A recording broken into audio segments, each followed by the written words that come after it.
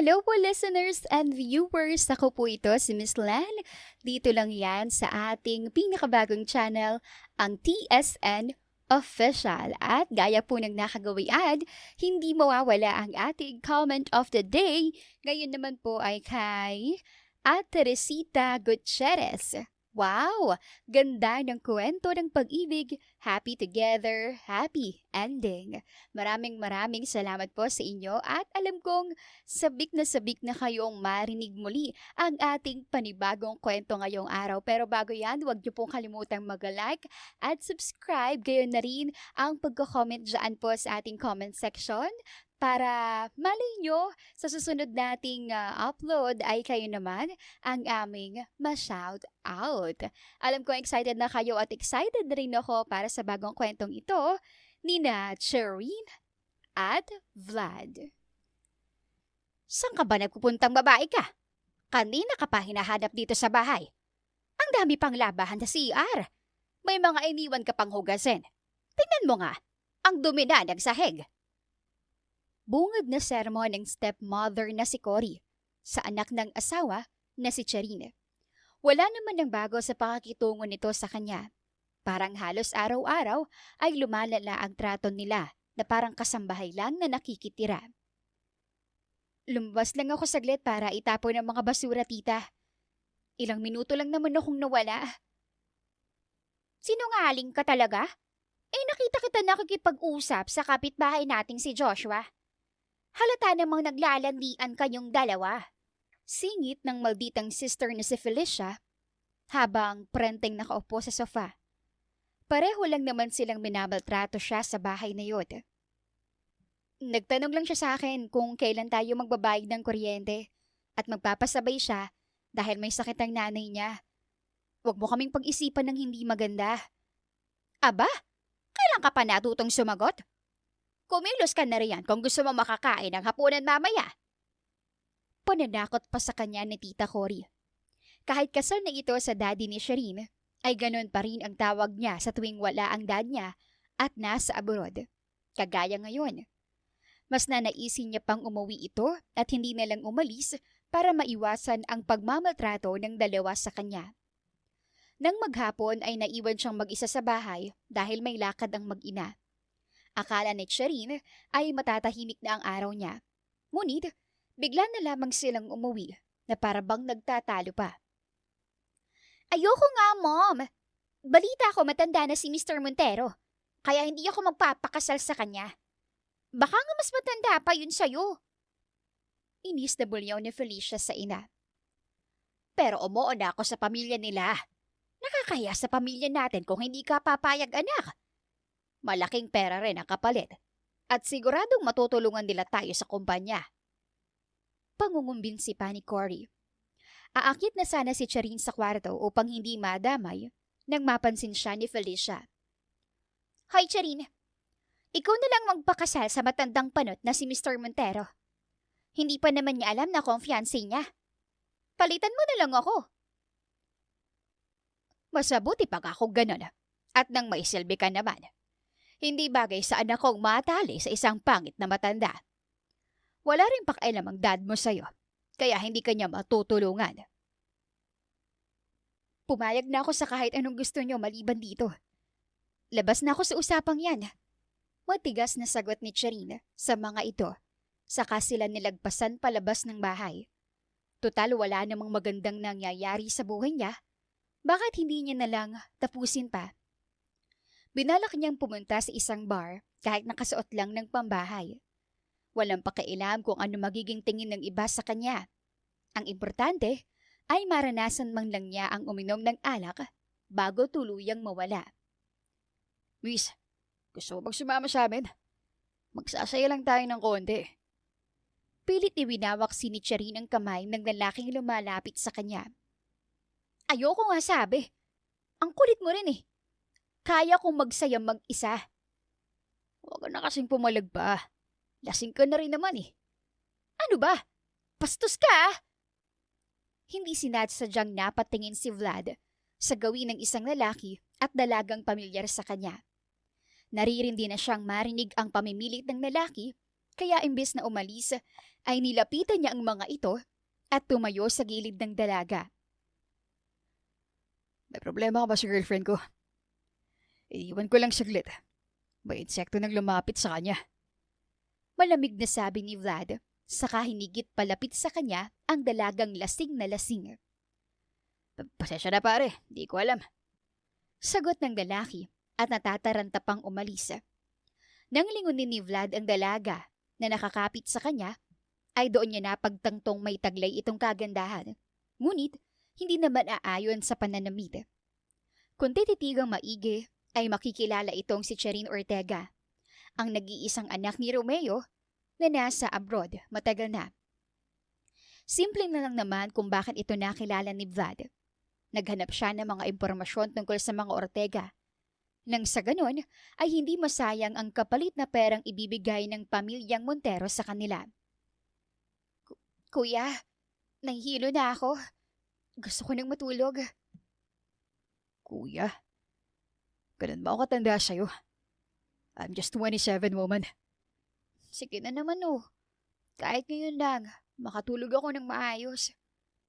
Pamimilit nito sa maliit na boses. Huminto ang paningin ni Vlad sa braso nitong may pasa at may kunting sugat pa sa ibang parte ng katawan ng dalaga na halatang kagagaling lang. This to you. Palagi ka bang lumalabas ng gabi nang hindi nagpapaalam? Hinahanap ka na siguro ng pamilya mo. Pamilya? Nagpapatawa ka ba? Ginagawa lang akong katulong ng stepmom at stepsister ko. They treat me like an animal. Natatawang sagot ni Charin sa kanya na para bang nawawala sa katinuan. Ngunit hindi nakatakas roon ang mga luhang nangingilid na sa mata nito. Saan kita dadalhin kung ayaw mong umuwi? Do you have any condo or apartment?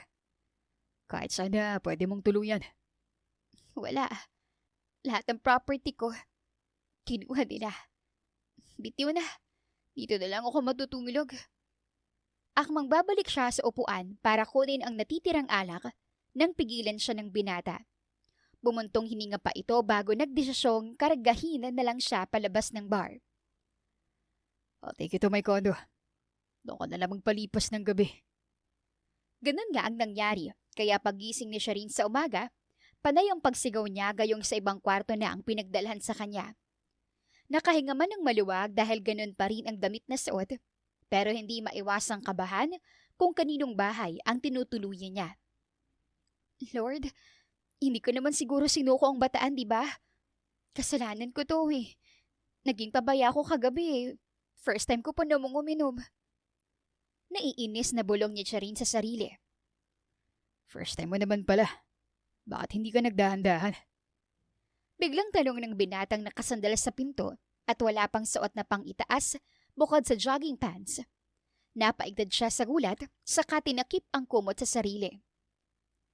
Sino ka? Magbihis ka nga. Ikaw ba yung nakita sa akin kagabi?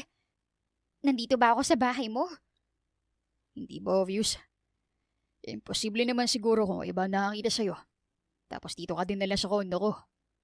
Sarkastikong sagot ni Vlad. May dala itong isang tray ng pagkain na nilapag sa takabing table. You didn't touch me, right? Please, sabihin mong hindi. Mapapatunayan lang nila na malandi talaga ako kahit hindi naman. I don't take advantage. Lalo na kapag alam kong lasing ka. Sa susunod na lang siguro, yung hindi ka lasing. Hoy, hindi! Lumabas ka nga muna at mag-aayos ako. Tainis ay binato ito ni Charina. Nang unan, ngunit hindi naman nagpatinag ang binata. Ganun taman ay kinain niya ang dala nitong pagkain sa kwarto bago naisipang lumabas.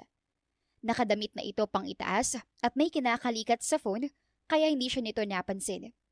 Siguro ay tamang tsansa na yon para tumakat siya at nang makauwi na sa kanila. Wala man lang bang thank you? Kung hindi kita dinala rito kagabi, baka na-rape ka na nung lalaking kagabi. Pagsasalita nito kahit hindi nakatingin sa kanya. Natigilan si Charin at muling humarap dito.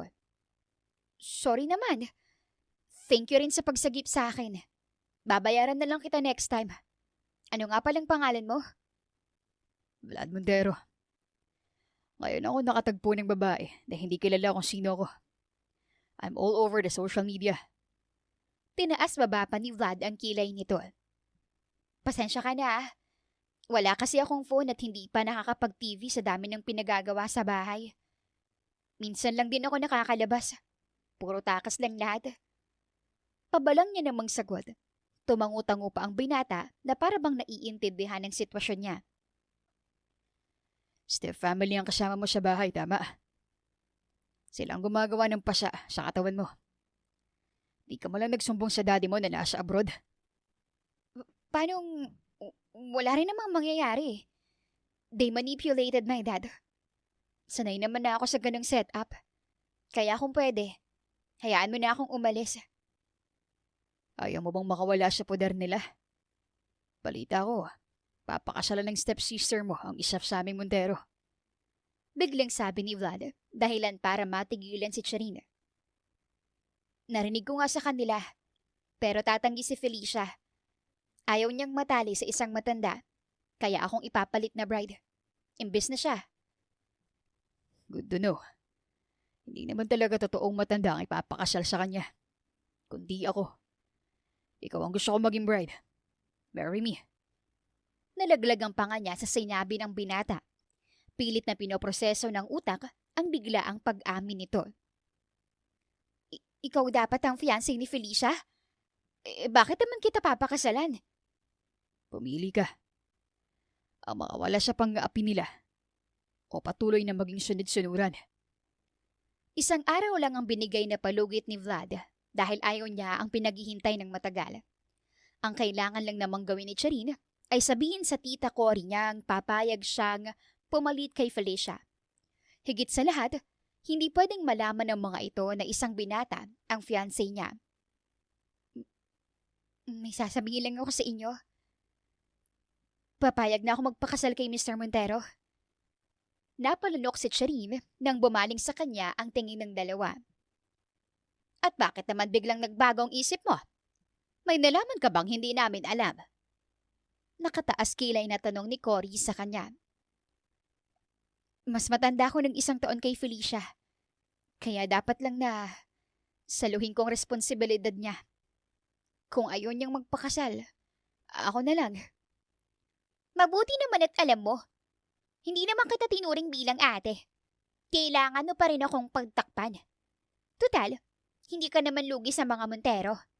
Ang pera makukuha mo, mapupunta sa amin. Mataray na sagot ni Felicia. Kung alam lang talaga nito kung sino ang magiging fiancé niya, ay baka umurong agad ito sa sinasabi ngayon. Kailan ko ba makakita yung lalaking papakasalan ko? Excited ka naman masyado. Bukas agad, dadaling ka namin sa kanya.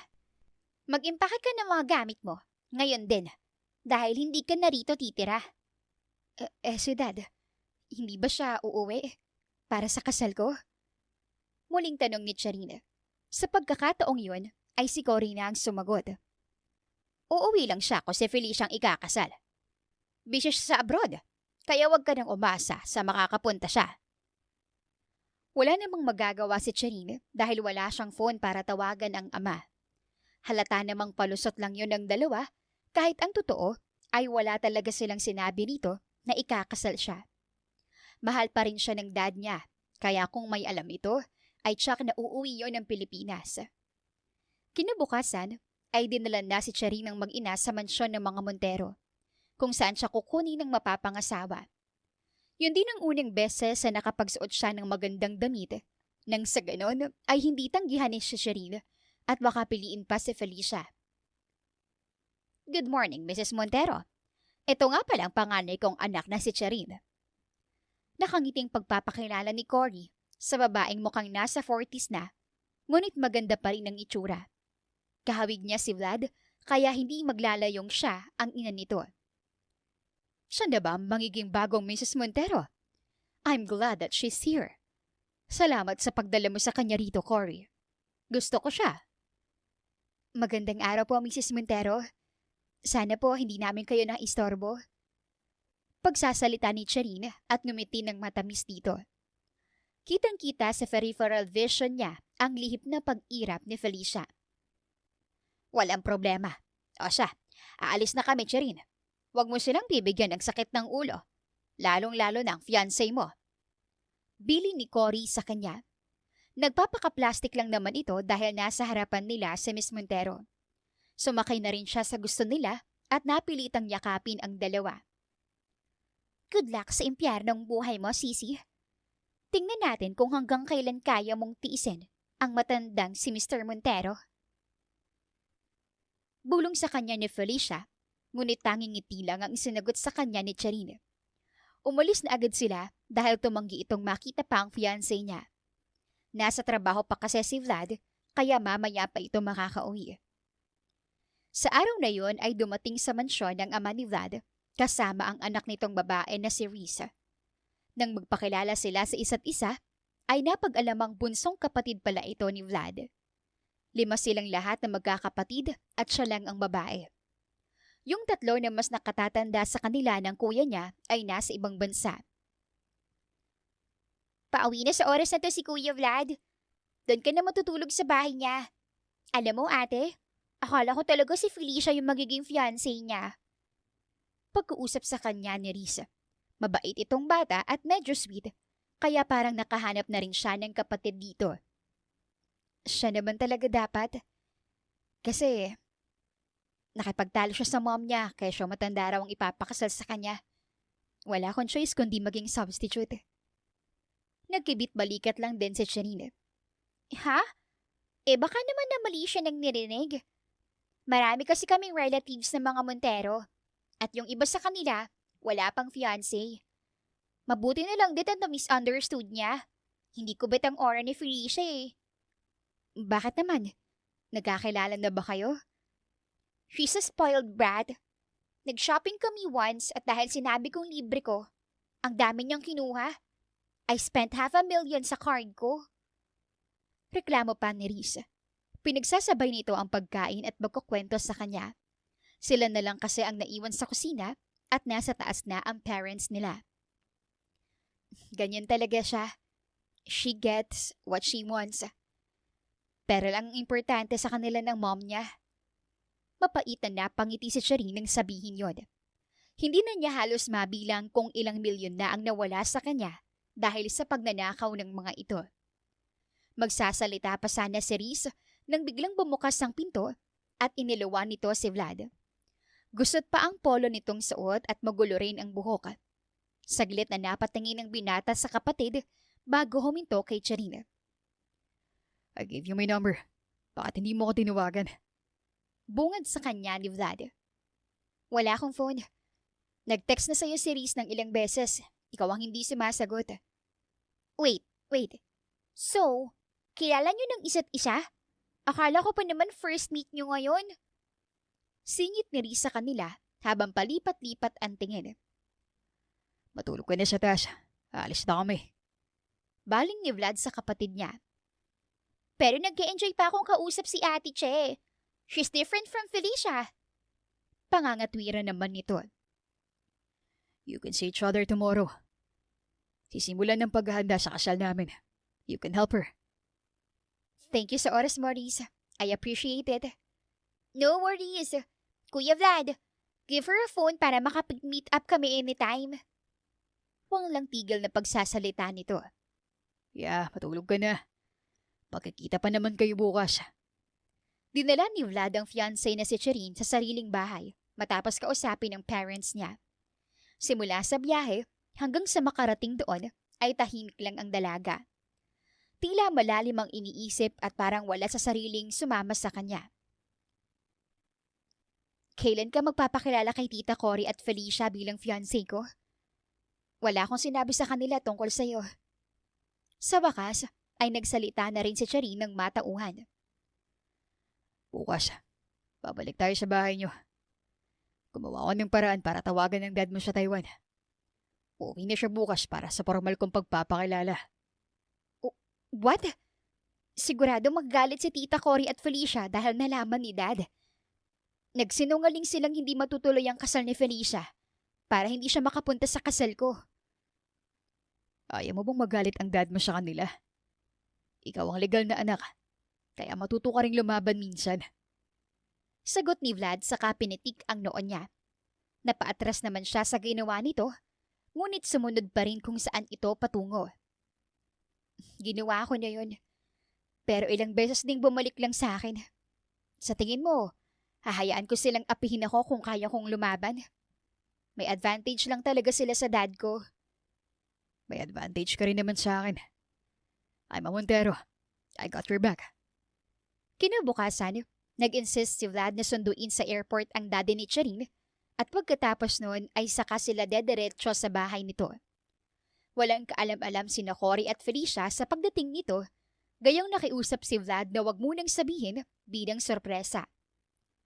Dad, namiss kita ng sobra. Kumusta ka na?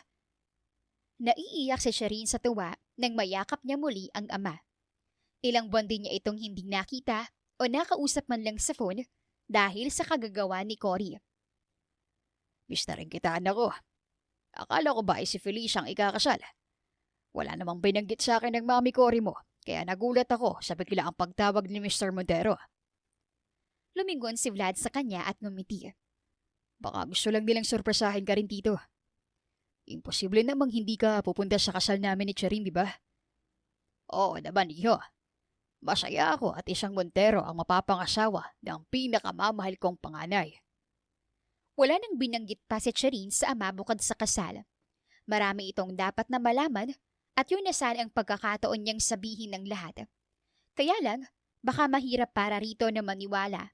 Kaya yung halata naman na mahal ng daddy niya si Tita Cory. Pagpasok pa lang nila sa pinto ng bahay, ay mabilis na dapat tayo mula sa sofa si Felicia nang masilayan ang dad nila.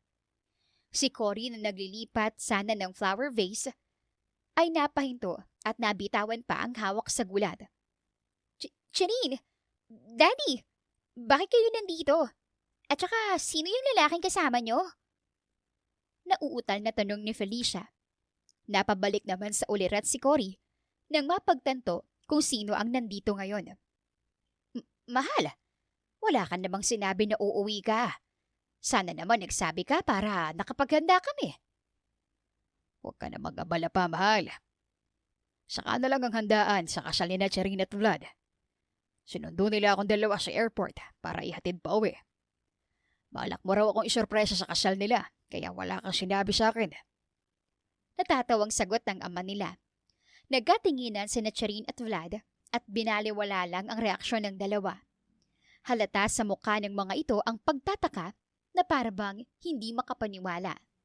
Isama muna kita sa taas dito. Pakituro ko na siya ng kwarto mo at iatid ko ang mga gamit mo. Sabi ni Vlad para makapagpahinga muna ito. Isa pa, masyadong mabigat ang tensyon sa pagitan ng pamilya nito. Yun bang hindi talaga nagustuhan ng dalawa ang ginawa nila? Anong ginawa mong babae ka?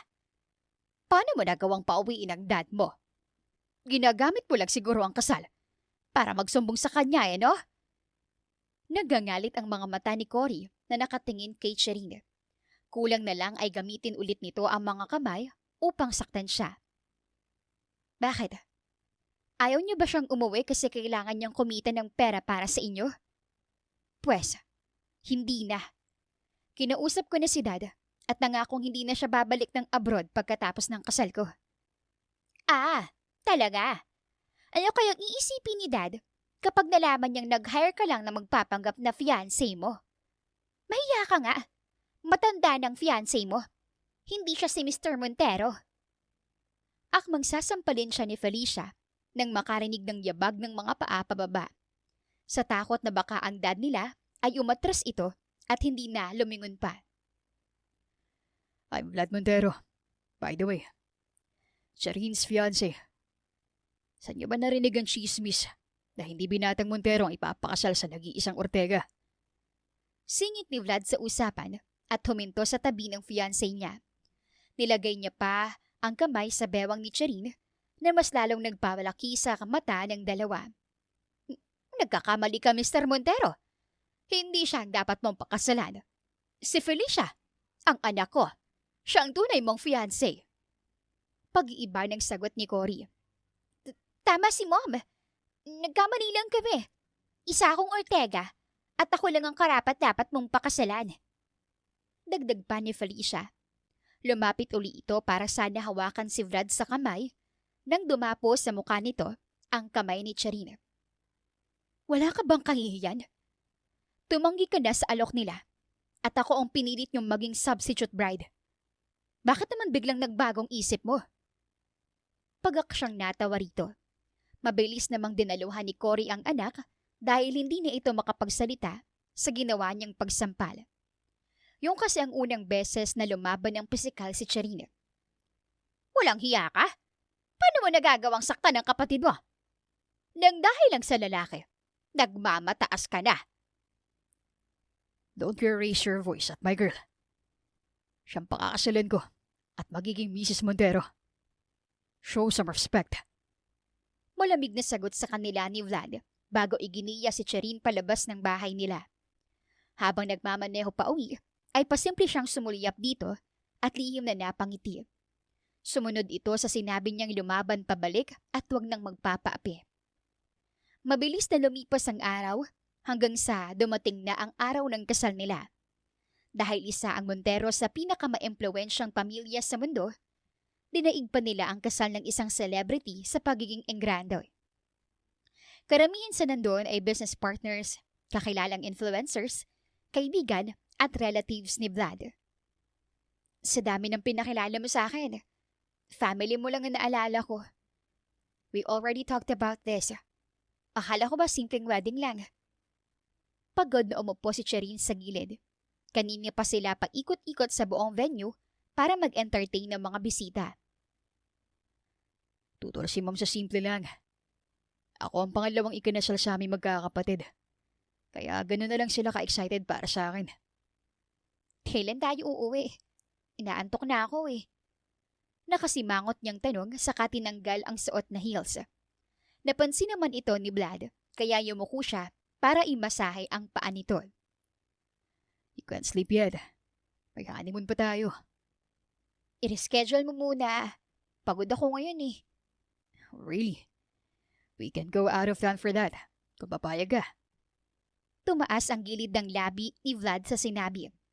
Nang mag-angat ng tingin, ay sakalang napansing natutulog na pala si Cherin habang nakasandal ang ulo nito sa sofa. Walang halong biro at pagod na nga ito. Ganun pa man, ay nagpabook siya ng flight para sa 3 days honeymoon nila sa Korea. Wala mang narinig na pagpayag mula sa asawa, ay idadaan niya na lang sa pagpapanggap na pumayag ito bago siya nakatulog.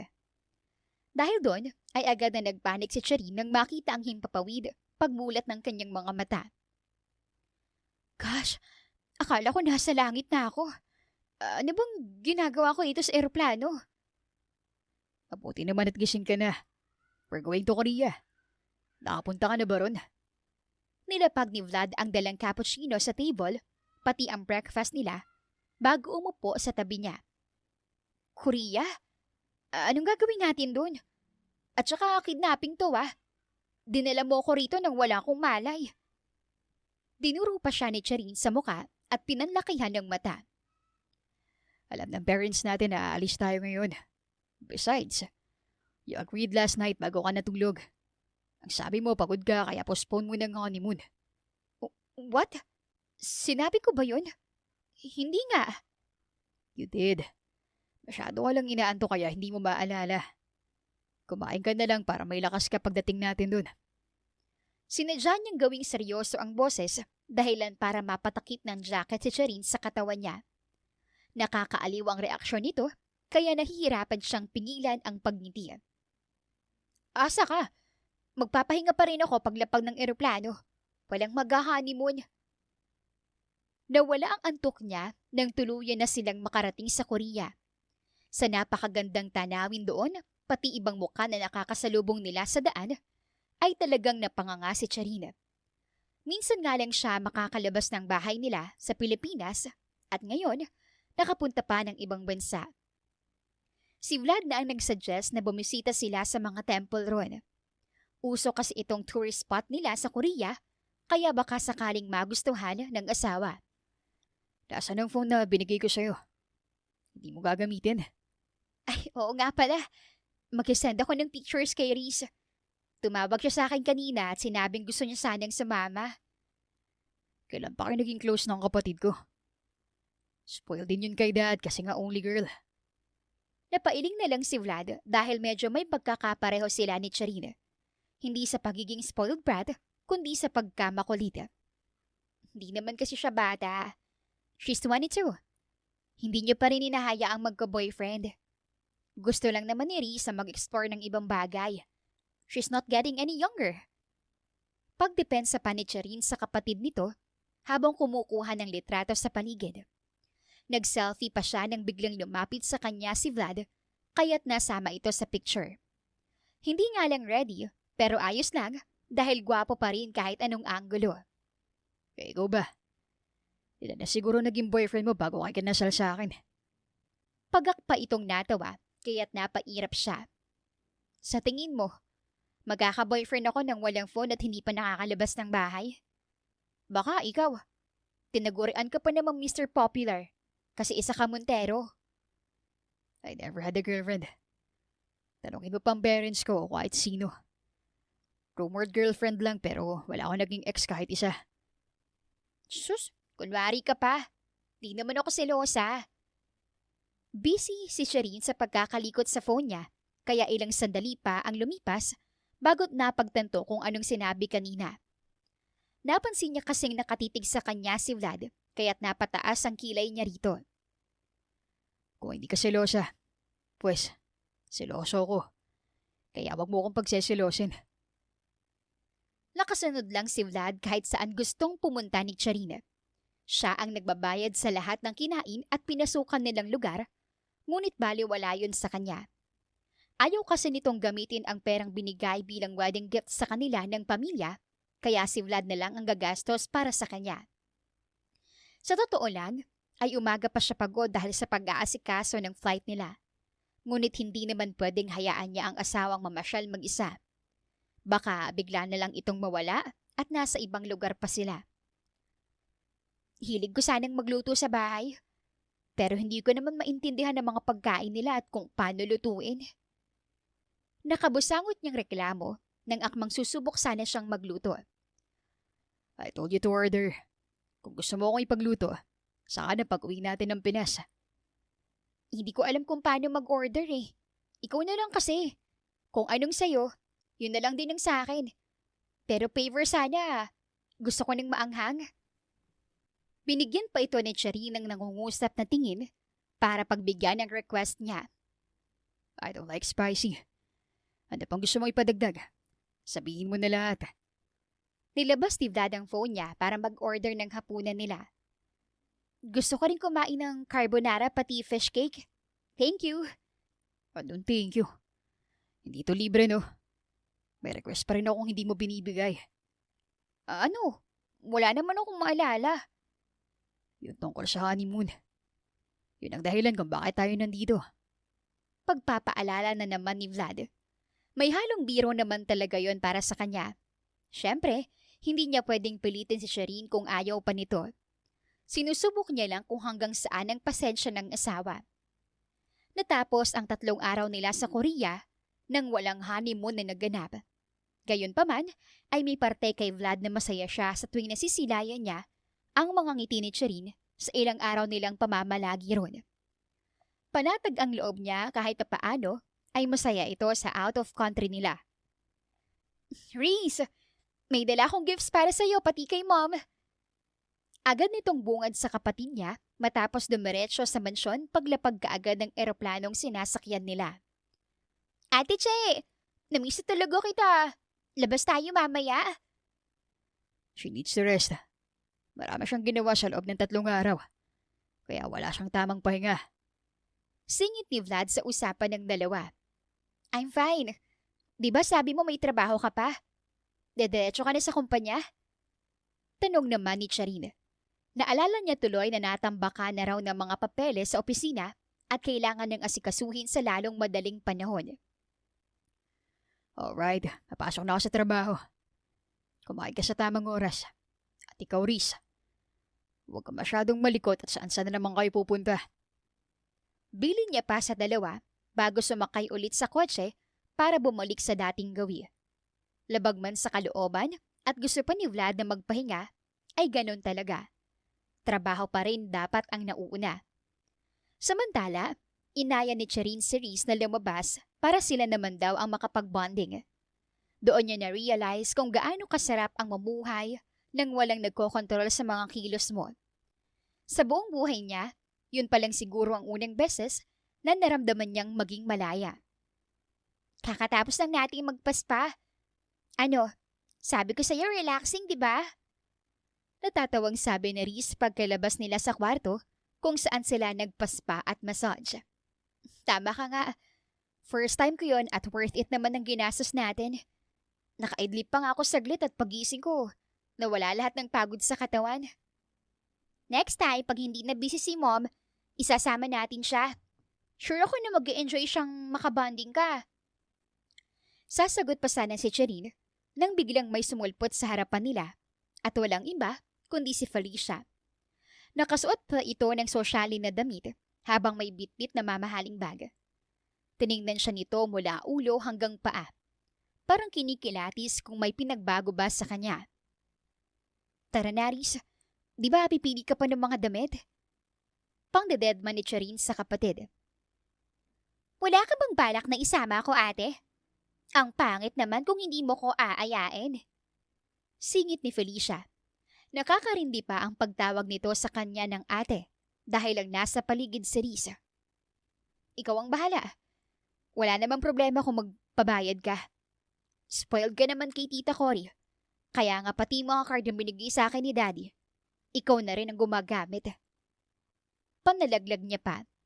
Napasinghap naman si Reese sa narinig, gayong wala siyang kaide-ideya sa bagay na yun. Hindi yan totoo. Bakit mo ba ako sinisiraan sa harap ni Reese? Kung ayaw mo akong sumama, pwede namang sabihin mo na lang. Pagdadrama ni Felicia at kunwari pang naiiyak. Pagak na natawa si Cherin sa walang tigil nitong pagpapanggap.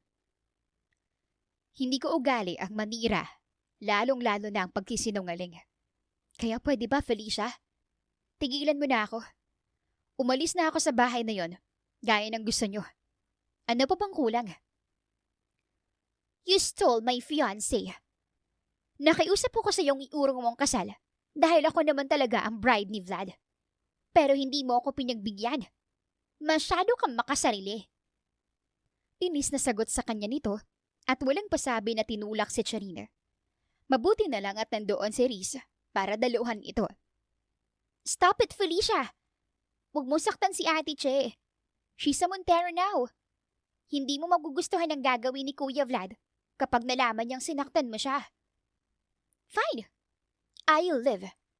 Tandaan mo lang na hindi pa itong huling pagtutuos natin. Kahit kasal ka na sa kanya, I'll make sure na hindi magiging masaya ang buhay niyong dalawa.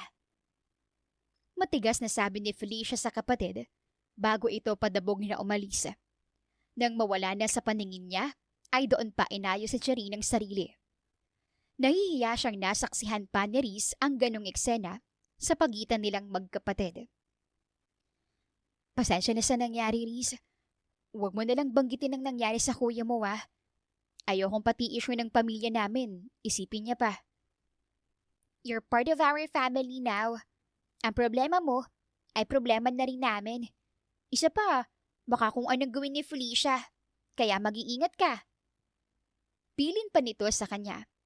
Sa sumunod ng mga araw, ay walang ibang ginawa si Cherin kundi ang manatili sa bahay at gawin kung anong gusto niya. Nakasanayan na kasi ng mga babae sa Montero family na tratuhin na parang prinsesa, kaya ang mga lalaki lang ang nagtatrabaho para sa pamilya.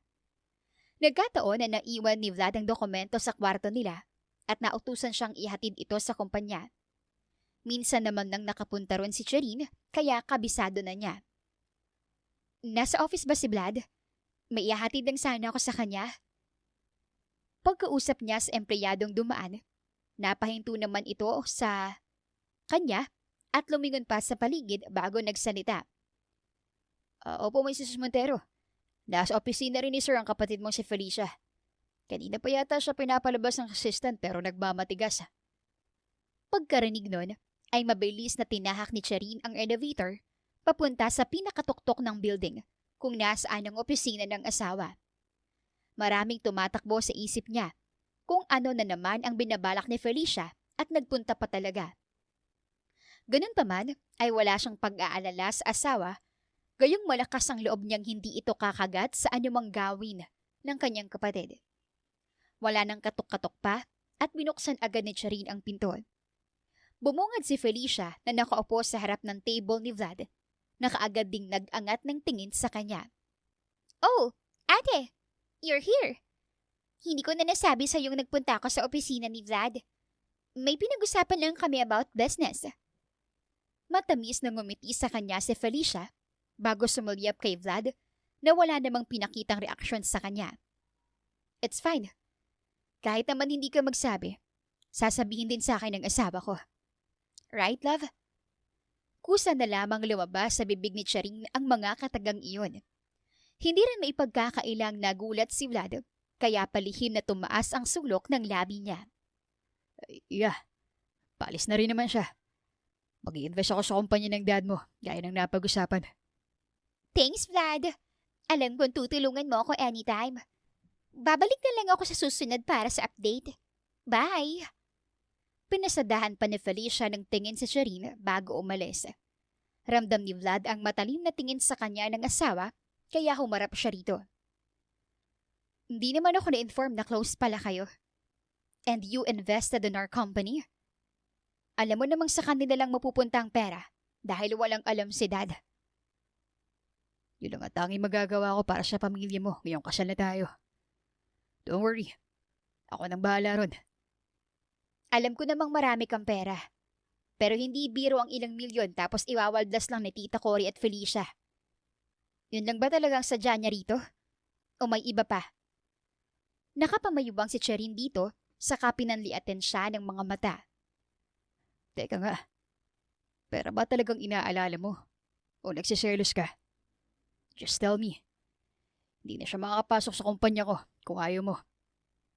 Pinag-cross din ni Vlad ang mga braso sa dibdib habang pinapaikot ang swivel chair. Mabilis naman itong nag-react sa sinabi niya, patunay na hindi siya nagseselos. "Sinabi ko na sa iyong hindi ako selosa.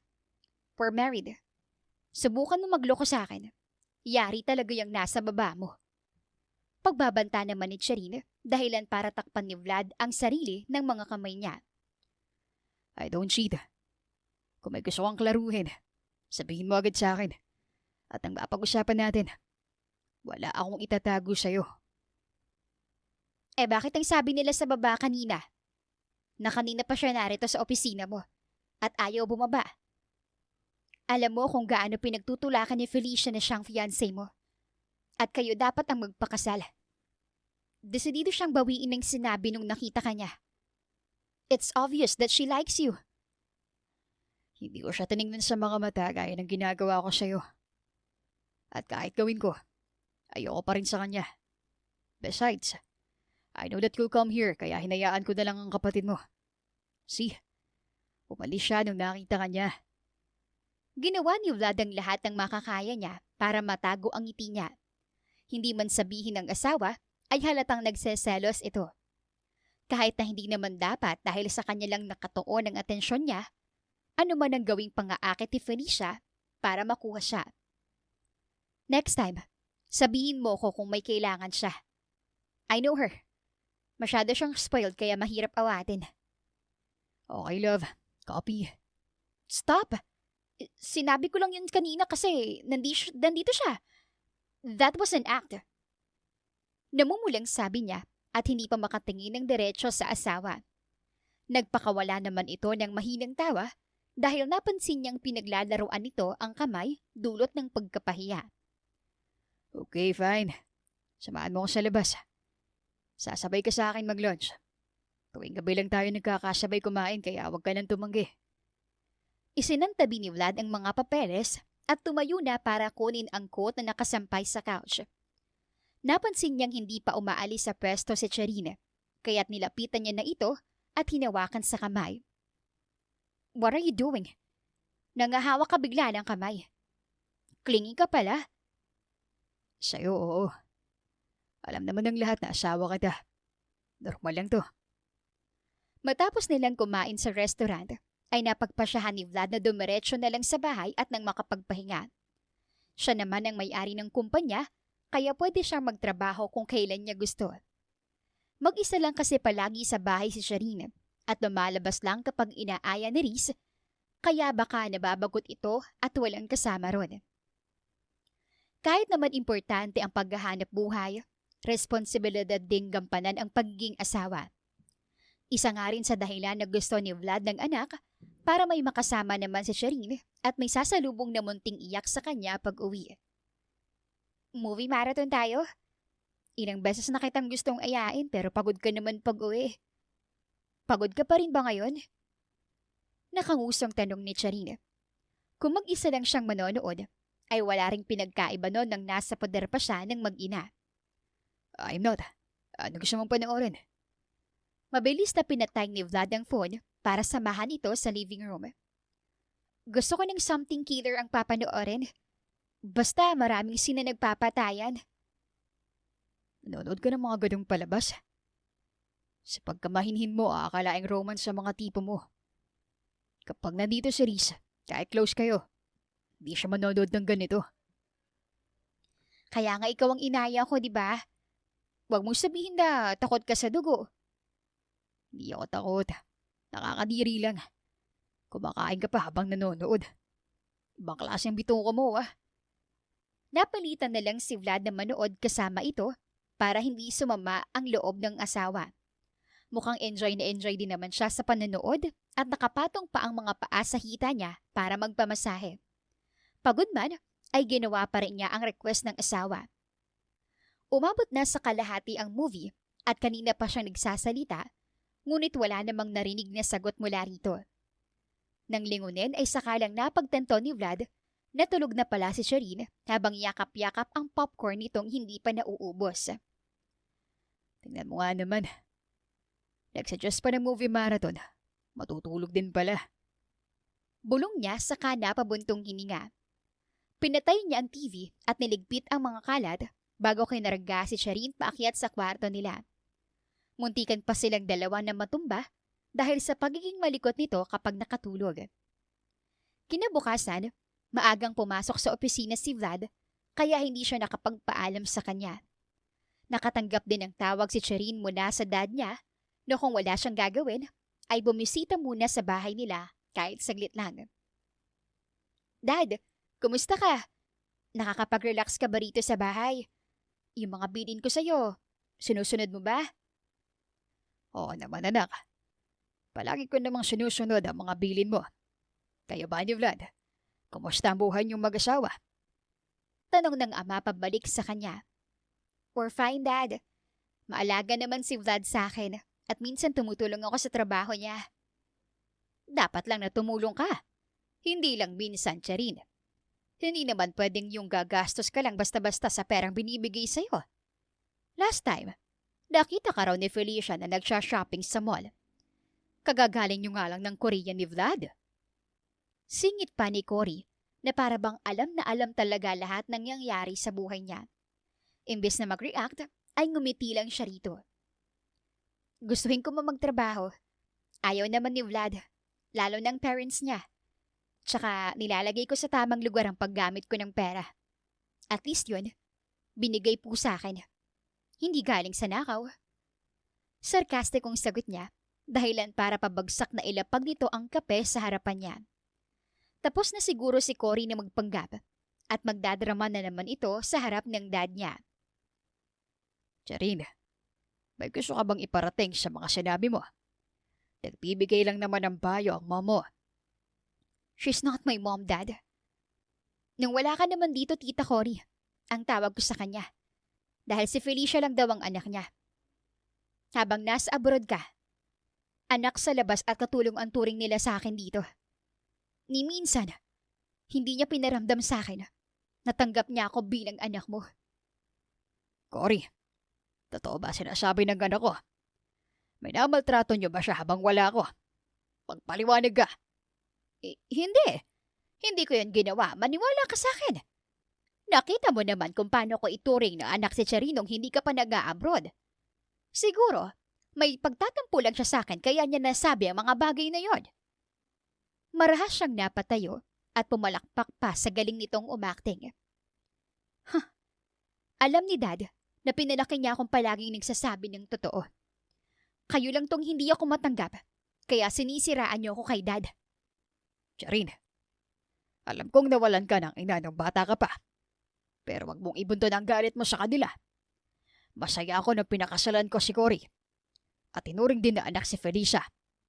Kaya pwede bang tumigil ka na sa pagsisi sa kanila?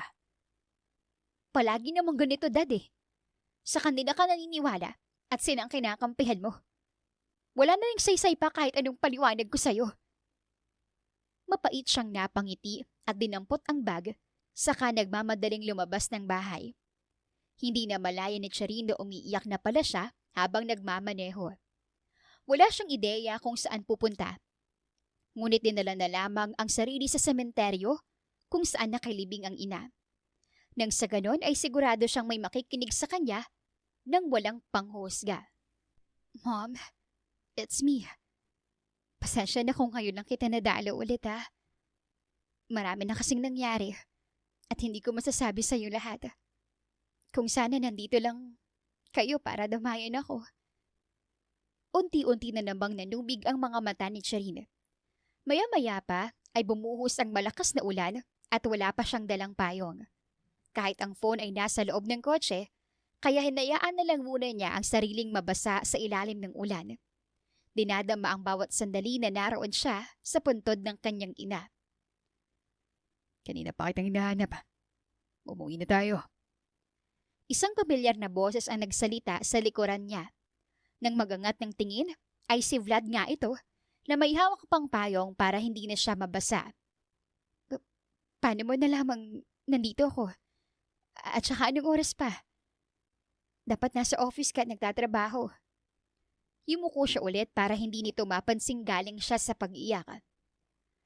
Makakapag-focus ba ako? Kung alam kong ganito ang lagay mo. Let's go. I'll take you home. Inalalayan niya ang asawa na tumayo at sakalang nakita ang pangalang nasa puntod. Nakaukit ron ang pangalan ng ina ni Charina. Napabuntong hininga na lang si Vlad matapos itong papasukin sa kotse na basang-basa. Mabuti na lang talaga at nakapin ang location ng phone nito sa kanya kaya nalaman niya kung saan pumunta. Kaya ko ng sarili ko. You can go back to work now. Sorry kung naistorbo kita. Mahinang sabi niya nang makapasok sa bahay. I'm your husband. Di mo ko kaibigan o kakilala para sabihin yan. You're my responsibility. Kahit kailan, hindi ka nakakaistorbo sa akin. Marahang hinila ni Vlad ang braso niya paakyat para makapagpalit ito ng damit. Paano ng opisina? Baka may importante kang gagawin tapos pinagpaliban mo lang dahil sa akin. Wala nang mas importante pa sa'yo. I have lots of money. Di yun problema sa akin. Magkakapera ako kahit nasa bahay lang. Ikaw lang naman ang iniisip ko kahit nasa trabaho ako. Okay, sabi mo eh. Magpapalit lang ako saglit tapos magluluto na ng hapunan. Magpahinga ka na muna riyan. Ako na magluluto. Dumiretso ka lang sa kusina pagkatapos mo rito. Pag-i-insist naman ni Vlad. Parang wala pa kasi ito sa sarili kahit anong pagkausap niya. Baka mamaya, kung anong mangyari sa kusina kapag hinayaan niyang si Charin ang magluto. Ano man ang problema, siguradong tungkol na naman ito sa pamilya niya. Tsak na may nangyaring walang kaalam-alam si Vlad. Kaya nang bumalik na sa dati si Charin, ay napagpasahan niyang itanong ang tungkol sa nangyari habang nasa trabaho siya. Ayaw mo bang pag-usapan kung ano nangyari? Makikinig ako. Natigilan pa ito matapos sumubo ng pagkain at tumingin sa kanya. Nagdadalawang isip kung sasabihin ba o hindi. Pero dahil nangako sila sa isa't isang walang maglilihim, bumuntong hininga na lang siya bago nagsalita. Tumawag si Dad. At pinapunta ako sa bahay kaya sumunod ako. Nauwi lang din sa pagtatalo kasi sinabi ko kay Dad ang totoong nangyari habang nasa abroad siya. Totoo lahat ng yun. Alam niyang hindi ako sinungaling. At hindi ka pinaniwalaan ng dad mo. Kaya pumunta ka sa sementeryo para makausap ang mom mo. Tama? Kung hindi lang namatay si mom sa sakit, hindi magiging ganito kamiserable ang buhay ko. Siya lang ang palaging nakikinig sa mga rants ko. Ganun din naman sana si Dad eh. Pero binilog siya ni na Tita Cory at Felicia para maggalit din sa akin. Minsan nga, tinatanong ko kung mahal ba talaga nila si Dad o pera lang ang habol nila. Sa kwento ni Cherine, hindi maiwasan ni Vlad na maawa sa sitwasyon nito. Wala siyang ginawang masama para makatanggap ng ganong klaseng pagtrato. Kung sino pa ang totoong anak, siya pa ang nakakaramdam ng konting pagmamahal. I can talk to your dad. Baka sa akin siya makinig. Para saan? Sasabihin na naman nilang ginagamit kita para magpaawa. Huwag na lang. Pagaksyang natawa at nagpatuloy sa pagkain. Aminado si Vlad na wala siyang kinalaman sa isyu nila. Ngunit kailangan niyang manghimasok alang-alang sa asawa. Ayaw pa naman niya na minamaliit ito kahit pa ang pamilya niya, lalong-lalo na kung hindi nito kadugo. Sa sumunod na araw ay may pupuntahang event si Vlad, gayong isa siya sa major shareholder doon. Siyempre, kasama ang asawa niya dahil importanteng araw din yun. Here's your black card. Hindi mo na kailangan pa ng invitation para makapasok. VIP ako at ganun ka rin. Mauna ka nang pumasok at mag-CR lang ako saglit. Bilin sa kanya ni Vlad. Yun pa lang ang unang beses na nakahawak ng black card si Cherine. Bihira lang kasi ang mga taong may ganito dahil nagpapahiwating itong higit ka pa sa salitang mayaman. Miss, papasok ka ba? May pila rito sa gitna kung kasali ka sa event. Pagkausap sa kanya ng isang staff. Ito kasi ang nakabantay sa pinto at nagche-check ng mga invitation cards sa imbitado ng event. Hihintayin ko na lang ang asawa ko. Nag-CR lang siya saglit. We'll comment together. Ngumiti siya rito at nanatiling nakatayo ron sa gilid. Baka ma-out of place lang siya sa loob kung mauuna siyang pumasok. Habang naghihintay si Cherine ay biglang dumating si Felicia kasama ang mga kaibigan nito. Tingin pa lang ay halata nang kilala siya ng mga yon, kahit hindi naman sila pamilyar para sa kanya. Masyadong malaki ang circle of friends ni Felicia para matandaan niya lahat ng makakasama nito. Ano na namang ginagawa mo rito? For sure, hindi ka pinapasok kaya nasa gilid ka lang at nag-aantay ng sponsor para makapasok. Huminto si Felicia sa tapat niya at ganon din ang mga kaibigan nito sa likuran. Girl, di ba she's your sister? Kung kaya mong pumasok, bakit hindi siya? Tanong naman ng isang babae. Bago pa man makasagot ang kapatid, ay inunahan na ito ni Cherine. I'm just waiting for my husband. Hindi na kasi namin need ng invitation para pumasok. Besides, hindi ko naman nabasa ang pangalan ni Felicia sa mga VIP. So it means, kailangan niya ng invitation para makapasok. Hindi ko yun kailangan. Isa akong Ortega. Kilala ko ng lahat higit pa sa'yo. If I know, kumakapit ka lang naman sa asawa mo dahil may connection siya sa lahat. Sagot pa nito at pinag-cruise ang mga braso sa dibdib. Pinagbubulungan na si Cherine ang mga kasama niya, pati na ang iba pang nakapila. Gusto mo bang ipaalala ko sa'yo na step-sister lang kita? Naging Ortega ka lang nung ikasalang mom mo sa dad ko. I am the real Ortega. At tungkol sa asawa ko, hindi ko siya kinagamit dahil hindi naman ako user kagaya mo. Isa na rin akong Montero, Felicia. Una pa lang, wala ka nang maipapantay sa kung anong meron ako. Sa punto ngayon ay sumulpot na si Vlad sa tabi niya, saka hinigit siya sa baywang. Napaatras ka agad ang mga ito nang itaas ni Cherine ang binigay sa kanyang black card. Let's go, love. Magsisimula na sa loob. Isang matamis na ngiti ang binigay ni Cherine kay Felicia bago sila pumasok sa loob. Siguradong napahiya ito sa mga kasama dahil sa pagtatangkang ipahiya siya sa kanila. Tanggalin niya man ang koneksyon sa pamilya nila, hindi pa rin magbabago na si Cherine. Siya lang ang may dugong Ortega. Gayunpaman, ayaw pa ring tumigil ni Cory at Felicia hanggang sa nalaman ng mga Montero ang pinaggagawa nila kay Charina. Kung galit si Vlad, ay mas lalo na ang pamilya nito. Hindi ko akalaing magagawa nila sa'yo mga ganung bagay. Pinakasal ka nila sa anak ko kapalit lang na makukuha nilang pera mula sa amin? Napasinghap ang mom ng Vlad, kaya walang ibang ginawa si Charine, kundi ang mapayuko na lang habang pinaglalaruan ang mga daliri. Hindi niya ginusto na umabot pa sa puntong ito. Lahat ng property at credit cards na dapat sanay kay Charine, napunta lahat sa kanila. Pinlakmail nila kapalit ng pananatili niya sa bahay. Walang kinalaman doon ng dad niya, dahil minamanipula lang din ito ng dalawa. Dagdag pa ni Vlad. Napansin niyang hindi komportable ang asawa, kaya't hinawakan niya ito sa kamay para kumalma. Ibabalik namin lahat ng nawala sa iyo, iha. May karapatan kang bawiin ang kinuha nila mula sa iyo. In the first place, wala naman talaga silang pagmamay-ari, kahit may shares pa sila sa kumpanya ng dad mo. Ani ng dad ni Vlad. Nakakahiya na pong madamay kayo sa gulo namin. Dapat ako sanang gumagawa ng paraan para ayusin to. Mahinang sagot ni Charine, kaya sumingit na rin si Risa. Bakit mo ba iniisip na pabigat ka palagi, Ate Che? Kung hindi mo naramdaman ang pagmamahal nila, nandito naman kami para ituring kang pamilya. Willing kaming tumulong sa'yo. Pero si Dad, alam kong biktima lang din siya. May pagtatampo lang ako sa kanya, pero mahal ko siya. Masasaktan si Dad kung sakaling malaman niya lahat. Nandito lang ako para tulungan ka.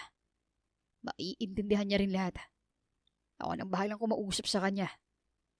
Alam ni Vlad na mahirap para sa asawa ang pinagdadaanan ngayon at hindi niya na kayang makita itong ganun.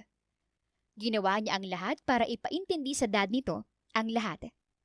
Lingid sa kaalaman ni Charine. Tinanggal na rin niya ang lahat ng shares sa kumpanya nila hanggat hindi ito pinapatakbo ng asawa. Kailangan ding matuto ng leksyon sina Cory at Felicia sa kanilang pinaggagawa. Sinadya ni Vlad na walang alam si Charine, nang sa ganon ay magkaroon ito ng peace of mind sa mga nangyayari. Napakarami na natong iniisip na problema at hanggat maaari ay gagawin niya ang lahat para hindi na siya malungkot pa. Ngayon na bang alis mo para sa business trip? Kailan ka babalik? Nag-aalangan pa siyang magtanong dito. I'll be back as soon as possible. Huwag kang mag-alala. Kasama mo rito si Risa hanggang sa bumalik ako. Dadalawin ka rin ni Mom kapag may oras siya. Dumukwang si Vlad para bigyan ito ng masuyong halik bago nagpatuloy sa pag-iempake ng mga gamit. Isasama naman talaga dapat niya si Charina, ngunit tumanggi ito dahil nakakapagod daw. Kumain ka sa tamang oras. Huwag kang magpupuyat sa laptop mo. Call me if you have time. Sure. Tatawag ako palagi para kamustahin kayo rito. Sinabihan ko na si Risa samahan ka kung saan ka pupunta. You have guards. Sige, ipaghahain muna kita. Huwag kang aalis na walang laman ng tiyan mo. Okay, love. Thanks. Nang tumayo si Shireen para lumabas ng kwarto, ay saktong may nahulog sa sahig at hindi nito napansin. Nasa loob kasi ito ng plastic, kaya't pinagpaliban muna ni Vlad saka tinapos ang pagliligpit ng damit. Nang damputin ito sa sahig, ay tiningnan niya kaagad kung ano ang laman. Halos manigas siya sa kinatatayuan nang mapagtantong isa itong pregnancy test at may guhit pang 2 linya dito. Akmang tatawagin ni Vlad si Charine nang makarinig ng kung anong nabasag sa kusina, kaya dali-dali siyang tumakbo ron.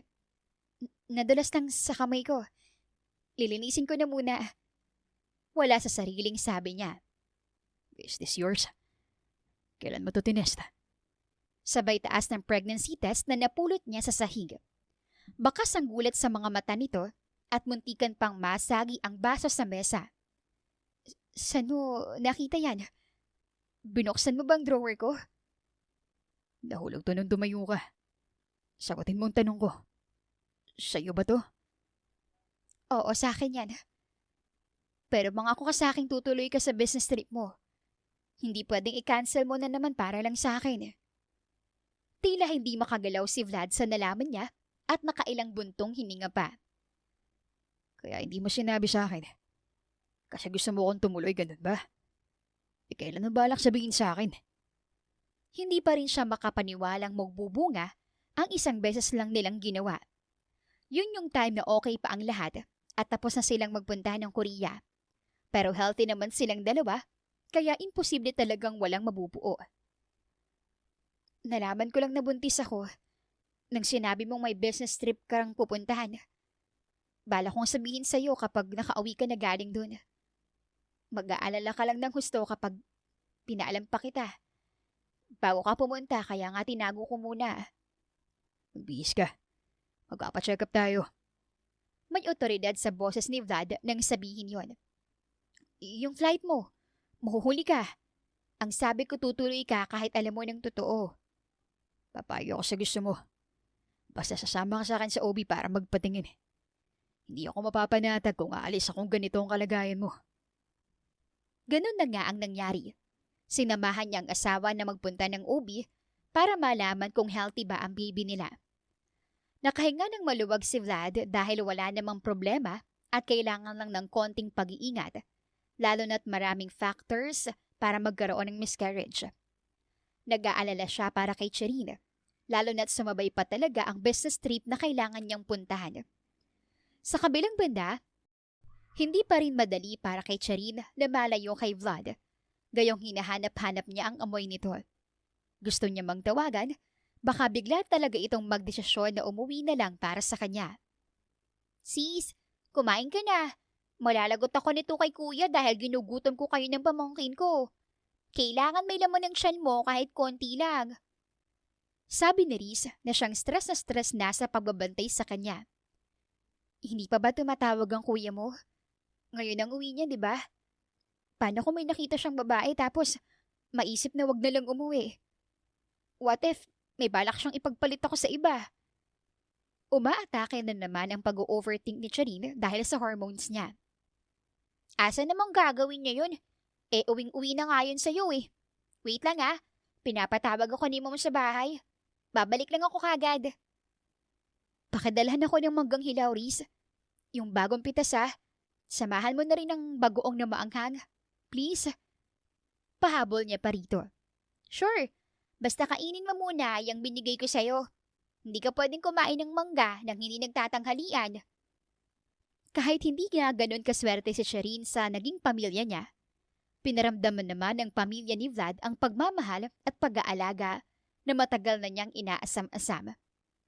Humingi na rin pala ng tawad sa kanya si Cory at Felicia. Yung dad niya naman ay nagsisisi kung bakit hindi siya pinakinggan nito noon at tinangkapang hiwalayan si Cory. Sa lahat ng mga nangyari, hindi akalain ni Charine na nagawa niyang lampasan ang bawat araw na nagdaan. Hindi niya namalayang nakaidlip na pala siya. Nagising na lamang siya nang makaamoy ng pamilyar na pabango at iyon ay galing sa asawa niya. 4 na oras ka ng tulog. Do you still want to sleep? Malambing na sabi nito sa kanya. Agad naman siyang napabangon nang wala sa oras at yumakap dito. Kailan ka pa nakauwi? Alam mo bang nagtatampo ko sa'yo? Sabi mo tatawag ka palagi. Naghintay ako, alam mo ba yun? Nakangusang sagot niya rito. 2 hours ago. Naabutan ko pa si Risa, pinagbabalat ka ng mangga kahit tulog ka pa. Pinauwi ko muna para makapagpahinga siya. I'm sorry, love. Walang signal doon kaya hindi ko magawang tumawag sa inyo. Okay. Ang importante, nandito ka na. I miss you. Hindi na napigilan ni Charine ang sariling yakapin si Vlad.